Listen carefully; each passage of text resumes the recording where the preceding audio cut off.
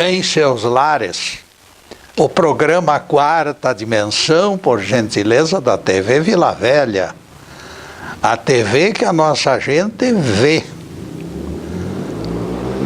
Dona Margarida Paranhos é zelosa guardiã dos seus filhos. Ela escutou pregador citando Paulo. Toda a escritura é inspirada por Deus e útil para ensinar, para fazer o homem de Deus perfeito e habilitado para boas obras. 2 Timóteo 3, versículo 16. Margarida exultou com a possibilidade de educar os seus filhos, disponibilizando Bíblias para todos eles. Dias depois, a mãe zelosa foi surpreendida pelo filho Ezequiel. Alguma coisa está errada na fala do seu pregador, mamãe. Veja o que eu encontrei na Bíblia. Matai todos os machos, ainda que sejam crianças, e degolai as mulheres, mas reservai para vós as meninas e as donzelas. Palavras de Moisés em Números 31, versículos 17 e 18. Será que este professor Moisés está certo, mamãe? Interroga Ezequiel. E a pobre mãe não encontra argumentos para desfazer o mal-estar. Nós explicamos aquilo que nós estamos falando há muito tempo. Nós explicamos, meus caros. A Bíblia tem duas vertentes, humana e divina. Uma é inspirada por Deus, uma parte. A outra é o homem que está participando. Aonde chega o dedinho sujinho do homem, a coisa fede. Será preciso entregar o trecho ao gabarito. E o nosso gabarito, sabem quem é? Jesus de Nazaré. Antes da leitura das crianças, temos que submeter a doutrina de Jesus. Esta parte, por exemplo, não tem a mínima conciliação com o que Jesus nos ensinou. Vejam que Salomão afirma em consciência do desencarnado, o cara morre e fica inconsciente. E o mestre o corrige, dizendo: Deus não é Deus de mortos, mas de vivos, porque para Deus todos vivem. Espiritualmente, é claro. Bons amigos nos ajudam para a divulgação do programa e nós agradecemos de todo o coração. Com eles colaborando nas operações, temos certeza de que tudo correrá bem. O tema de hoje será feio ou bonito? Espelho mostra. De repente percebemos que existem pessoas notáveis no mundo. Também existem, gente boa. Cordial e até mesmo heróica. Notícias de exemplares fora da média sempre chegaram ao nosso conhecimento. Corretas, honestas, firmes na fé, essas pessoas parecem ter nascido para desmentir o pessimismo geral. Realmente tem nascido gente honesta neste mundo do nosso Deus. Movidas pela compaixão, elas se abrem como lírios no charco. Não fosse tamanho refresco, não haveria futuro para ninguém. O Criador apostou na retífica da evolução e a falha seria decepcionante. Deus destruiria nosso planeta como doente incurável. Toda a estratégia de salvação divina, formulada através de milênios, estaria comprometida. As profecias sempre anunciaram que a bonança seria festejada depois da tempestade. Como o fênix, todos renasceriam das cinzas. Por certo, o Criador eterno aposta em salvação universal. Para garantir estes mundos novos, porém, o Pai das alturas necessita de assessores, de consciência despertada. Vejam que não falo de santos, mas sim de seres humanos. Gente honesta que permite ao vizinho deixar porta aberta sem perigo de furto. As crianças jamais serão molestadas por estas pessoas. Ao contrário, serão sempre protegidas e amadas. A Bíblia fala de alguns desses tipos. José do Egito, profeta Daniel, Jó e João Batista. Alegramo-nos de apontá-los como exemplos. Deus continua enviando espíritos com formação ética e moral para conservar o equilíbrio no planeta de expiação e provas. Esta gente boa é tempero da civilização terráquea. O Criador forma elenco para a próxima novela, que começará depois do juízo final. O profeta Zacarias profetizou com bastante antecedência. Em toda a terra, diz o Senhor, 2/3 dela serão eliminados. Mas a terceira parte sobreviverá. Farei passar essa terceira parte pelo fogo, e a purificarei como a prata, e a provarei como se prova ouro. Ela, esta terceira parte, invocará meu nome e eu direi: é meu povo. E todos dirão: o Senhor é nosso Deus. Zacarias 13, versículos 8 e 9. O profeta Ageu, usando outras palavras, aponta futuro semelhante. A bonança substituirá tempestade. Abalarei todas as nações, escreveu Ageu, e os seus tesouros serão descobertos, e abrirei esta casa de glória, declara o Senhor. Prata e ouro me pertencem. A glória desta casa ultrapassará a primeira. Eu darei paz a este lugar, garante o Senhor dos Exércitos. Ageu 2, versículos 7 e 9. Para povoar o recanto glorioso se encontram disponíveis essas criaturas que classificamos como gente da melhor espécie.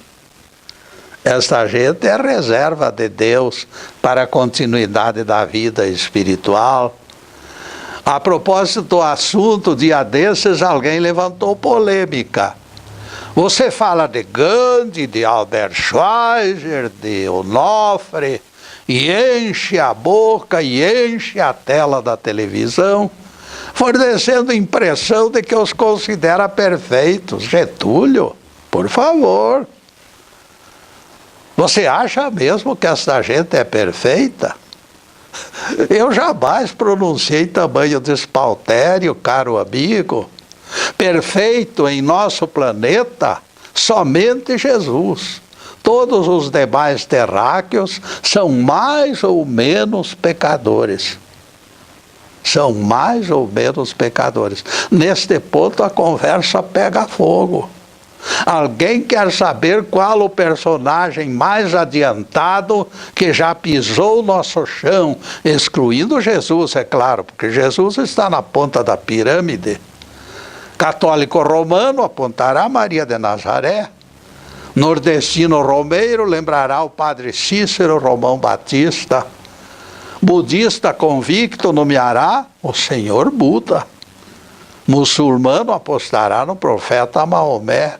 Todos têm seus santos. Cada qual colocará em evidência o seu nome preferido. Por incrível que pareça, eu conheci devoto que considerava seu anjo, seu protetor espiritual, acima de Deus, em termos de poder. Imagine só como existem coisas horríveis deste mundo. No que me concerne, excetuando a figura de Jesus, eu considero os humanos em geral como criaturas mais ou menos pecadoras. E nesta lista eu incluo Gandhi, Francisco de Assis, Schweitzer, Onofre, Maria de Nazaré e inúmeros outros personagens.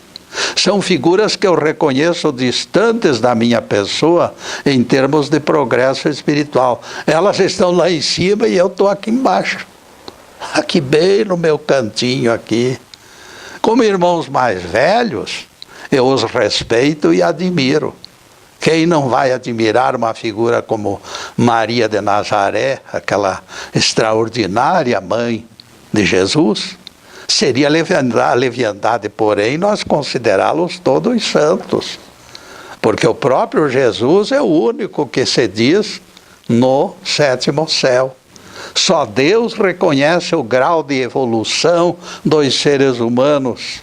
Nossa avaliação não ultrapassa eventuais comentários. Em nosso ciclo de aprendizado, eu duvido que alguém tenha estrutura para comportar o tamanho do crescimento. Afirmar o contrário definirá estelionato, não é bíblico, não.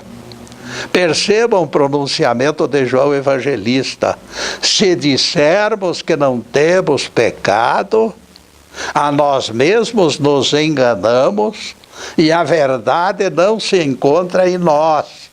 1 João 1, verso 8.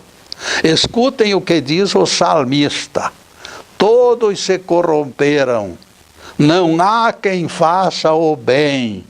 Salmo 13, verso 3. Relativamente não há quem faça o bem, porque o bem verdadeiro mesmo é aquele do sacrifício enorme, maior, e ninguém está disposto a fazer isto. O próprio apóstolo Paulo confessava fraquezas. Eu não faço o que desejo, mas sim aquilo que detesto, afirma o apóstolo num desabafo memorável. Paulo se confessa pecador.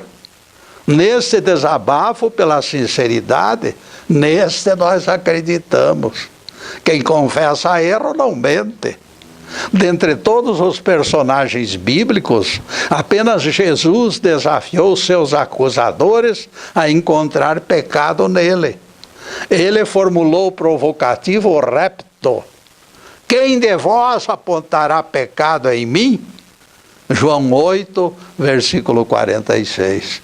E neste ponto, caríssimos, nós vamos fazer a primeira interrupção no programa para os comerciais do canal, mas é um instantinho só. Daqui a pouco estaremos de volta. Obrigado.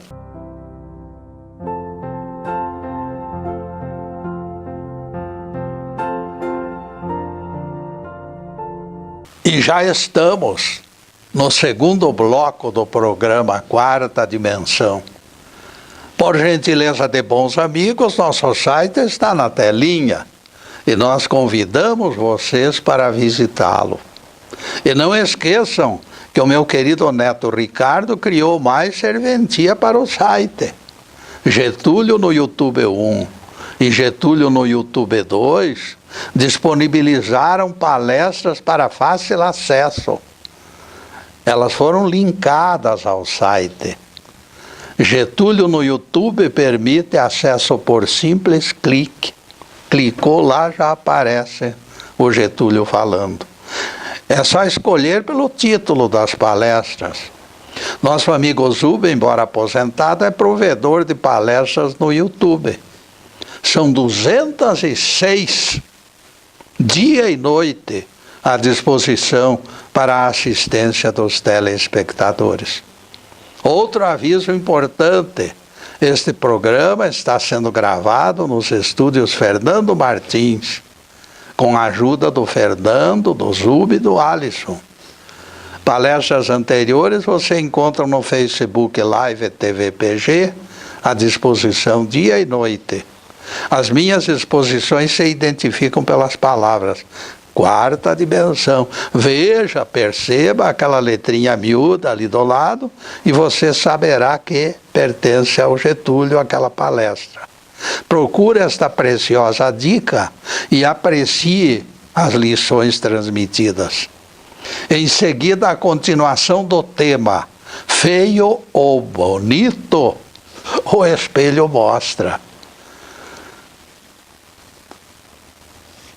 Todos permaneceram calados diante do nosso Rabi, porque nenhum deles conseguiu inventar transgressão. Como é que iam dizer, olha, você cometeu o seguinte pecado? Não podiam, porque Jesus não tem pecado nenhum. O mestre não tinha pecados. E eu ainda vou caminhar alguns passos com vocês neste assunto. Explicarei por quê. Todos são escravos do pecado e Jesus não era. Por quê? A explicação aparece em palavras dele mesmo, do próprio mestre. Vós sois cá de baixo, eu sou lá de cima. Vós sois deste mundo, eu deste mundo não sou. Palavras de Jesus em João 8, versículo 23. Não é possível comparar alguém do nosso mundo com Jesus. Ele não pertencia ao nosso time. Ele desceu espontaneamente ao nosso planeta como missionário. Ninguém completaria este mapa evolutivo sem contar com ele. E desprovido de reencarnação, porque numa vida única não é possível entender tantas coisas referentes ao progresso espiritual. O fato é que nós precisamos reencarnar para prosseguir vivendo e aprendendo.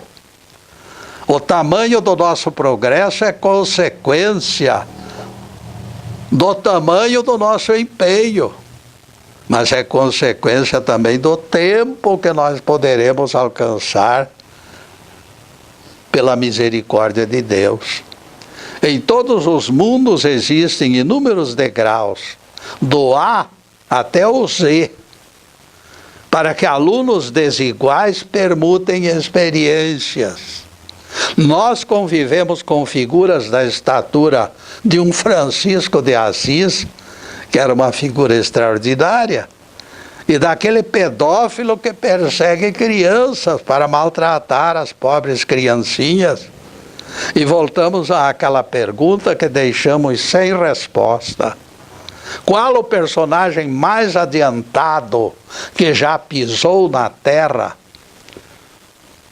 No início da palestra, nós mostramos reações de alguns tipos de religiosos. Agora divulgaremos o nosso ponto de vista. Nossa opinião se origina dos evangelhos.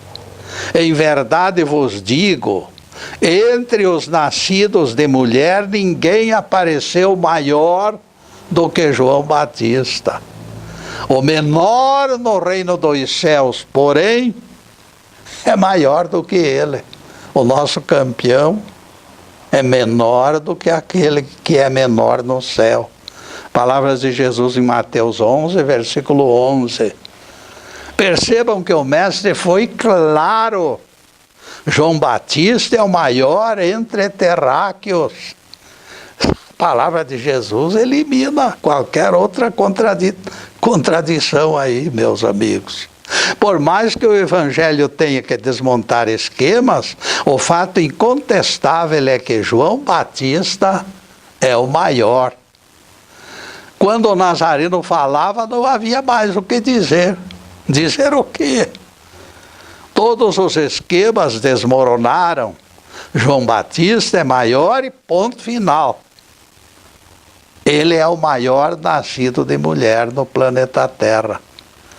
Alguém poderá, nesta altura, questionar estas palavras de Jesus. Alto lá, Getúlio! Você esqueceu que Jesus também nasceu de mulher? Sou obrigado a repetir o texto que já apreciamos.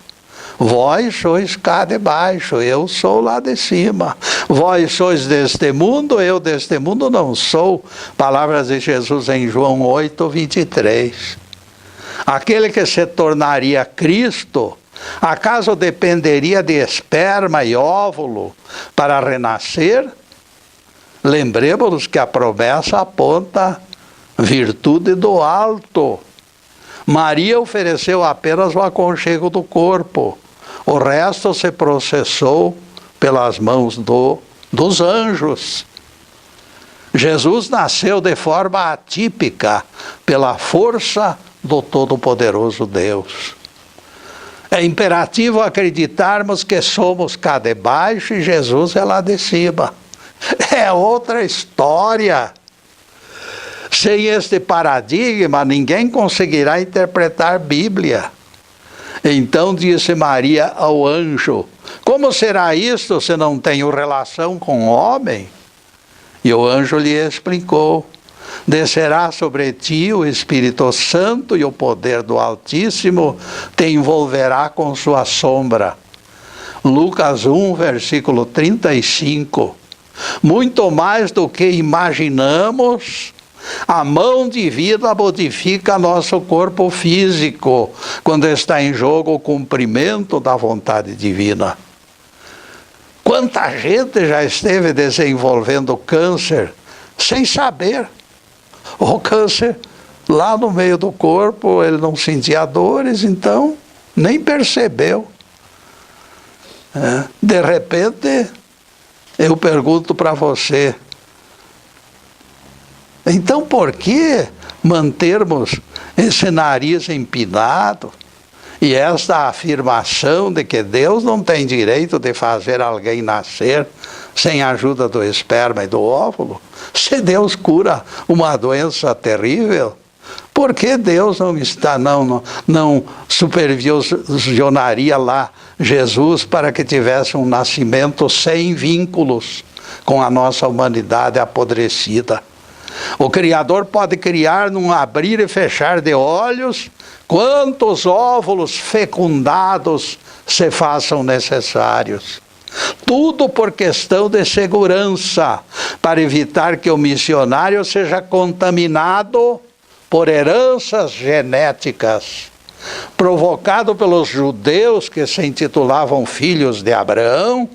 João Batista lhes disse: eu vos informo que destas pedras Deus pode suscitar filhos a Abraão. Lucas 3, versículo 8. De uma pedra lá no caminho, aquela pedra poderia se transformar num ser humano, se Deus desejasse que assim fosse. Percebam o quanto é poderoso este nosso Deus. De simples pedra pode gerar descendência, segundo palavras abalizadas do Batista. E alguém torce o nariz quando afirmamos que aquele que seria o Cristo reencarnou sem auxílio de qualquer ajuda humana.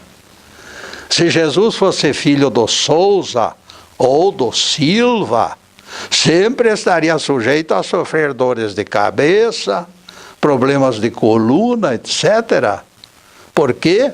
Porque isso está na genética do Silva ou do Souza. Sendo filho dileto de Deus, ele viveu sem genes negativos, com saúde perfeita para enfrentar as consequências da nossa nefasta influência. Continuo afirmando a mesma coisa. Jesus é o ponto alto da pirâmide. O mestre disse: João Batista é o maior nascido de mulher. Depois da minha explicação sobre a gestação do menino Jesus, eu divulgo e assino embaixo: João Batista é realmente o maior nascido de mulher. Eu me alegro pela coerência com a doutrina do Evangelho. Nós estamos aqui afinizados com o nosso Evangelho. Nessa altura, por certo, alguém estará levantando o dedinho, lá aquele dedinho maldoso, e a controvérsia retorna com dobrada intensidade. Numa das suas últimas palestras, Getúlio, você disse que Jesus foi o único terráqueo no sétimo céu. Sim, eu disse. E me baseei em palavras do Evangelho. Ninguém subiu ao céu senão aquele que desceu do céu, a saber, o Filho do Homem. Palavras de Jesus em João 3, versículo 13. Continuaremos falando sobre estes assuntos caríssimos no próximo bloco, porque agora nós vamos fazer mais uma pequenina interrupção para divulgação dos comerciais do canal, mas é um instantinho só. Daqui a pouco estaremos de volta.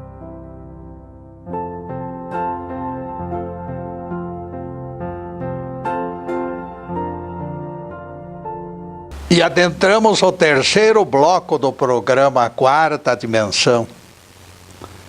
O apóstolo João, extremamente irritado, comunicou a Jesus: alguém que não segue conosco estava expulsando demônios em teu nome, Senhor. E nós imediatamente o proibimos. A resposta de Jesus segue na linha dos 100 algemas, distanciada das picuinhas de sectários fanáticos. Não deveis proibi-lo. Quem não é contra nós, é por vós. Marcos 9, versículo 39. Se alguém usa poder do alto para libertar pessoas oprimidas por obsessores, será justo interromper o benefício alegando crença diferente? Nessa passagem, Jesus, sempre zeloso das determinações do Deus Pai, mostra que a religião divina é mais individual do que coletiva. Onde alguém se encontre, haja. Esperar acólito retarda o socorro. O despertar da consciência cósmica será sempre fenômeno pessoal, distanciado de multidões. Melquisedeque, sem pertencer a famílias sacerdotais e sem genealogia, foi classificado da linhagem de Jesus. Quando o crucificado no Gólgota disse ao bom ladrão: ainda hoje estarás comigo no paraíso, a cena ocorreu ali naquele círculo, sem a presença de testemunhas. Imagine um fato tão importante, de repente fica ali escondido dentro de uma limitação total. Não perca tempo conjeturando quanto ao certo e o errado. Deixe a consciência determinar o caminho das pedras. E depois desse pinguinho de doutrina, continuaremos focalizando o tema feio ou bonito, espelho mostra. Percebam que não apontei doutrina pessoal para informar aos telespectadores que entre terráqueos só Jesus merecera o sétimo céu. Não fui eu que inventei isto. Apenas repeti o texto sem cortes ou adições. Sim, afirma o homem, aquele do dedinho, tentando criar confusão. João Batista é o maior na terra e o menor no céu, e o comparativo revela que ele também vivia no céu. Desculpe a discordância, caro amigo, a minha opinião é diferente. Se Jesus disse que o Batista era menor que o menor no paraíso, isto não nos permite aceitar João Batista nos céus. Não podem existir duas figurinhas consideradas as últimas no mesmo espaço. Jesus foi claro. João Batista estava numericamente abaixo do menor e, consequentemente, ele se encontrava fora do paraíso, porque o menor era aquele que ocupou o último apartamento. As entrelinhas revelam que não havia lugar para mais ninguém. O último espaço disponibilizado estava nas mãos do menor no céu, que era maior do que João Batista. Se João Batista estivesse dentro do território celestial, Jesus não poderia citar aquele outro como menor. Ele teria citado João Batista como menor. O menor seria João Batista. Eu bato nessa tecla porque é muito importante, porque existem teólogos enchendo o céu de Moisés, de Elias, de não sei quem mais. Um mundo de gente está ocupando o céu e Jesus diz que da terra só ele está lá. Elementar, meu caro Watson. Elementar. Tudo é questão de raciocinar, distanciado de ideias fabricadas. E aqui nós martelamos o principal dilema. Onde ficou João Batista depois de desencarnado? Porque se ele não foi nem para o céu nem para o inferno, ele está em algum lugar. Existem colônias espirituais na periferia da terra, meus caros. Isso é prova. Na parábola do Lázaro e do rico, Jesus descreveu exemplar dentre elas, coordenada pelo patriarca Abraão. Aliás, no bate-papo, tropeçamos com outra revelação importante. Se Jesus garantiu que nenhum outro terráqueo habita o sétimo céu, de que planeta será aquele que ocupava o último apartamento? Seria da Terra? Não pode ser. Excluídos os terráqueos, este aí só pode ser alienígena. Aquele planeta muito mais adiantado que a Terra forneceu essa gente. E as entrelinhas nos ensinam que os outros planetas forneceram espíritos merecedores de intimidade com Deus que nós ainda não possuímos. Nós da Terra estamos atrasados no cosmos. O melhor espírito da nossa raça, João Batista, perdeu vaga para o menor no paraíso. Competidor alienígena superou João Batista, o nosso campeão. Isso é importante que se diga.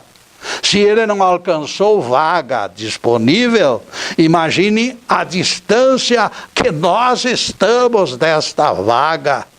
Eu fico perplexo quando escuto pregadores apontando o homem novo, perfeito, pleno de carisma que a religião deles produziu. É coisa absurda. O novo nascimento é apontado como sinônimo de perfeição. O sujeito está quase um Deus. Quanta desilusão, meus amigos, isto vai gerar. Tem gente que vai sofrer susto enorme. O assombro diante da realidade será insuportável. Nos Estados Unidos, alhures, pregador fez sucesso apontando o milagre do novo nascimento. Ele se empolgava com o batismo exterminador de pecados, na opinião dele, não na minha. Ele falava de Jesus como alguém da mesma estatura, desenhando imagem de alguém totalmente perfeito. Ele era perfeito. Multidões foram batizadas pela força da sua empolgação. O expositor sabia utilizar as palavras e se tornou potência internacional. Sua voz correu o mundo. Dólares se amontoavam em reuniões espetaculares. Eu mesmo sintonizei seus programas na televisão há muitos anos atrás e apreciava a sua eloquência. Realmente ele era eloquente, sabia conversar. De repente, escândalo geral. O pregador foi flagrado num prostíbulo, agarrado com mulheres.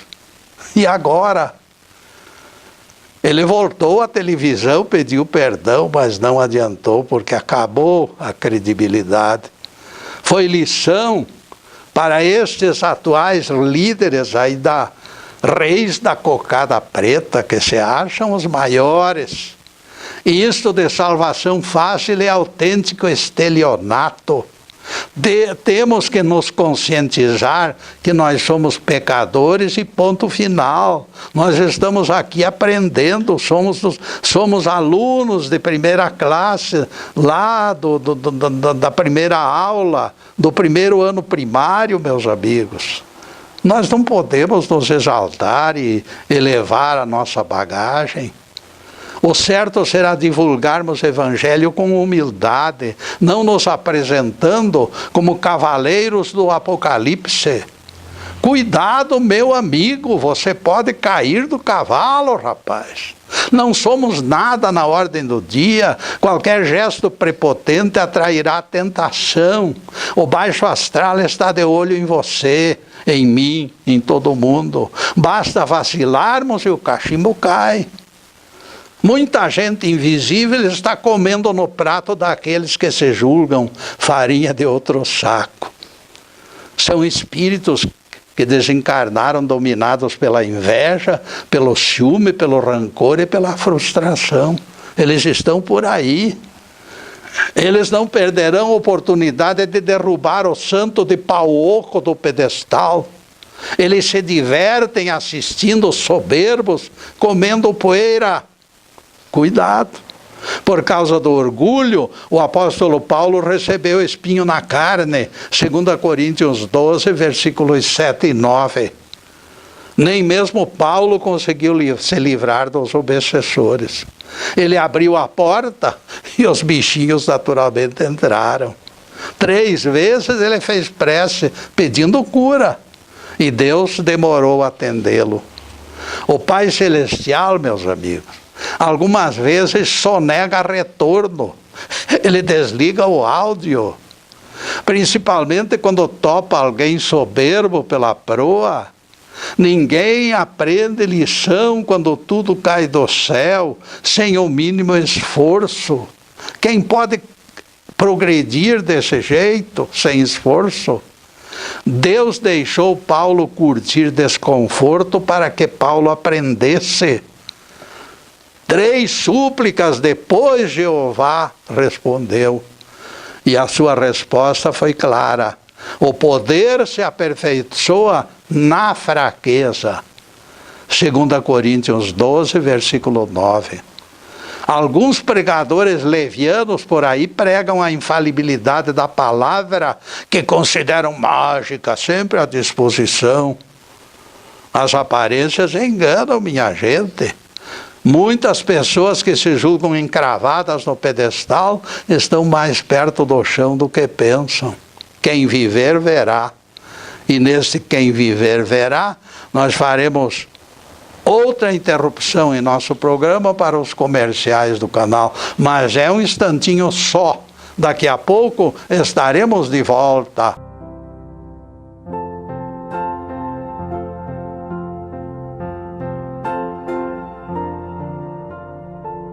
E chegamos ao último bloco do programa Quarta Dimensão. E anotem na agenda, toda sexta-feira, nosso dia de encontro.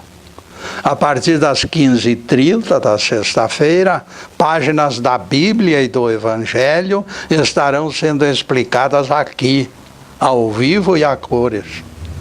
Para a próxima semana já estamos cogitando outro tema, igualmente instrutivo.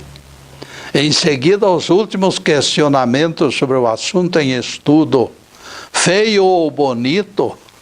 Espelho mostra.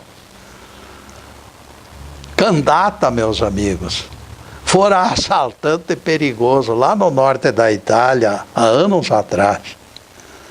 Ele esmagava competidores e aterrorizava as suas vítimas. O cara era violento pra chuchu. Tantos foram os homicídios praticados que Candata se perdera nos números. Ele não sabia quanta gente tinha mandado para o cemitério. Não lembrava quantos defuntos despachara. Aos 40 anos de idade, o bandido desencarnou, vitimado por câncer do fígado. Seu espírito foi parar numa dessas zonas infernais do astral, compatível com a sua perversidade, porque Deus dá a casa, lá no astral, segundo o grau de progresso do espírito. Ele não tinha nenhum progresso, foi lá para o inferno astral. A única diferença entre o inferno inventado pela teologia, esses que falam por aí,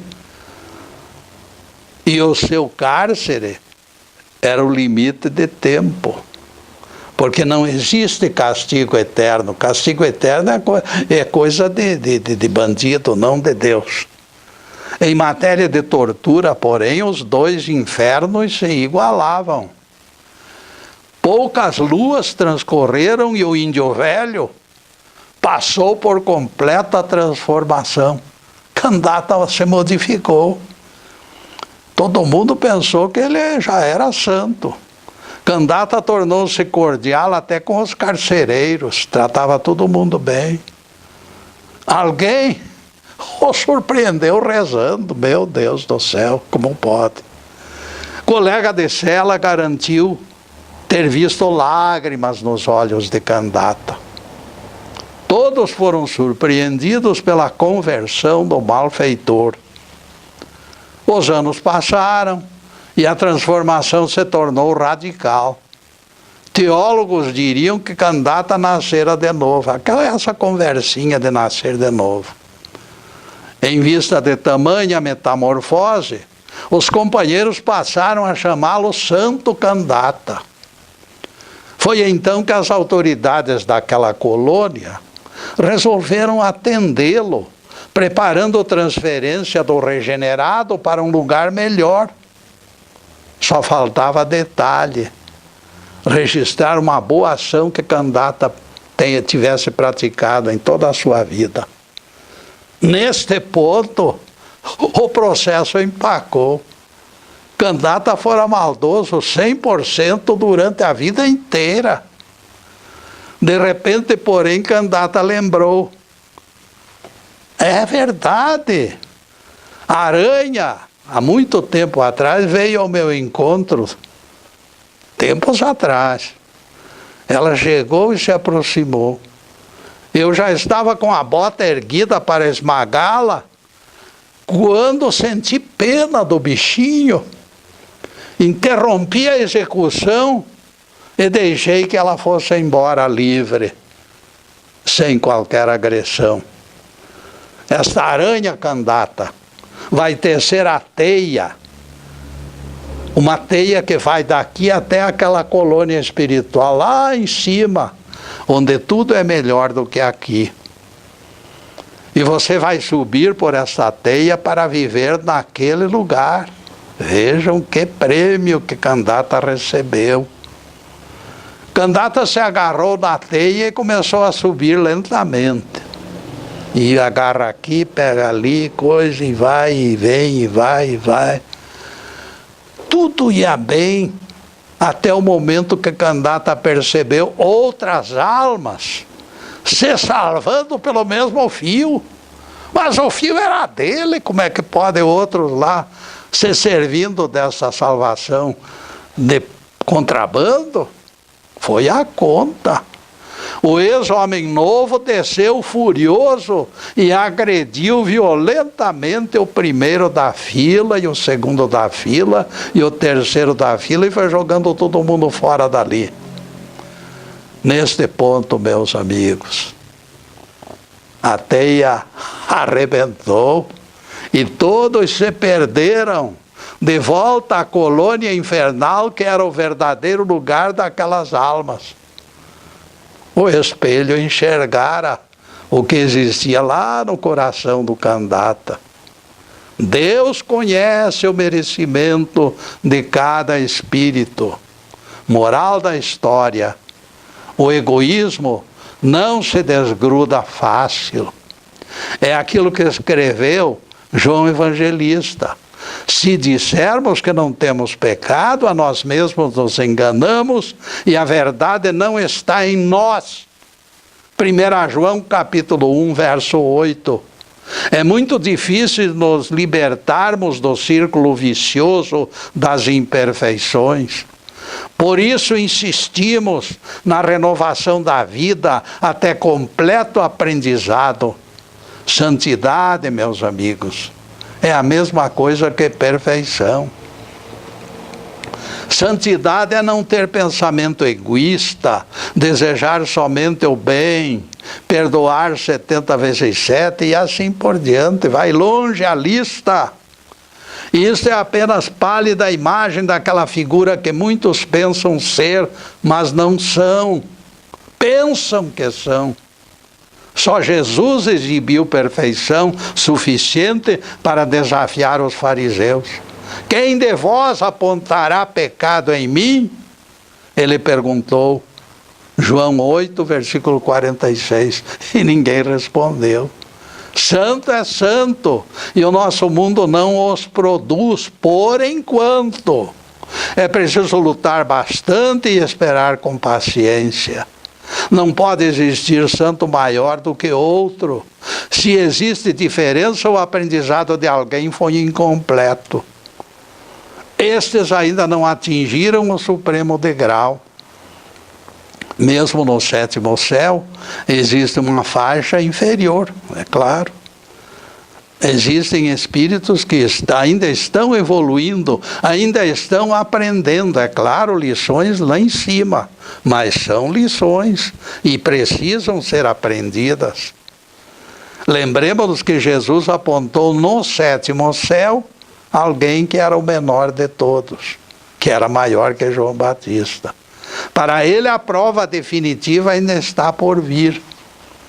Sede perfeitos como o vosso Pai Celestial é perfeito, afirmou Jesus, mostrando a última exigência.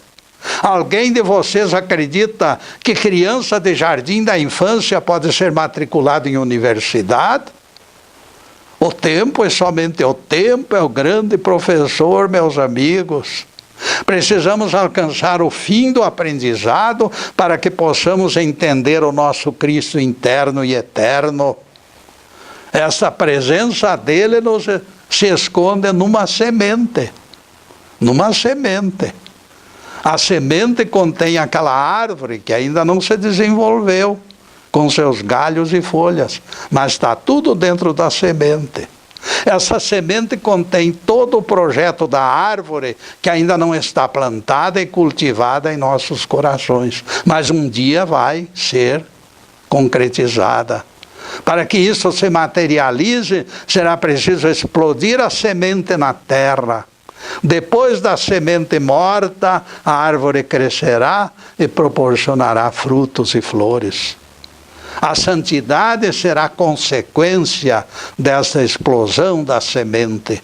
Significa o despertar da consciência para o nosso Cristo interno, significa o conhecimento da verdade, significa Deus no coração. Numa polêmica com os sacerdotes judeus, Jesus repetiu palavras das Escrituras quando Jeová apontou pessoas comuns como deuses. Vós sois deuses.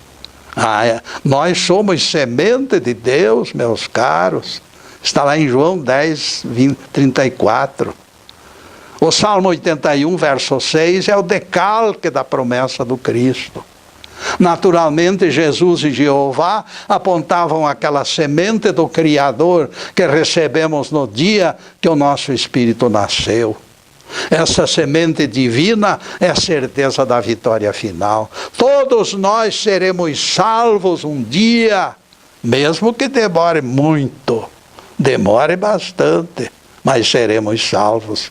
Todos nós alcançaremos a perfeição, porque Deus nos entregou uma semente milagrosa. É só plantar, cultivar e colheremos um dia os frutos do amor divino. Louvado seja Deus! Que o Senhor nos abençoe e nos guarde. Que o Senhor faça resplandecer o seu rosto sobre nós e tenha misericórdia de nós. Que o Senhor sobre nós levante o seu rosto e nos dê a paz. Louvado seja o nosso querido Deus Pai. Louvado seja o santo nome de Jesus, o nosso Cristo. Obrigado, Deus. Obrigado, Jesus. E obrigado também para vocês, atrás desta câmera, amigos. Que possam todos receber, pessoalmente e pelas suas famílias, a graça de Deus, na forma de bênçãos, de saúde, prosperidade, alegria de viver, harmonia, tudo de bom. Mas acima de tudo, meus amigos, amor no coração. Porque o amor é o alicerce da vida. Muito obrigado, meus amigos, e boa noite.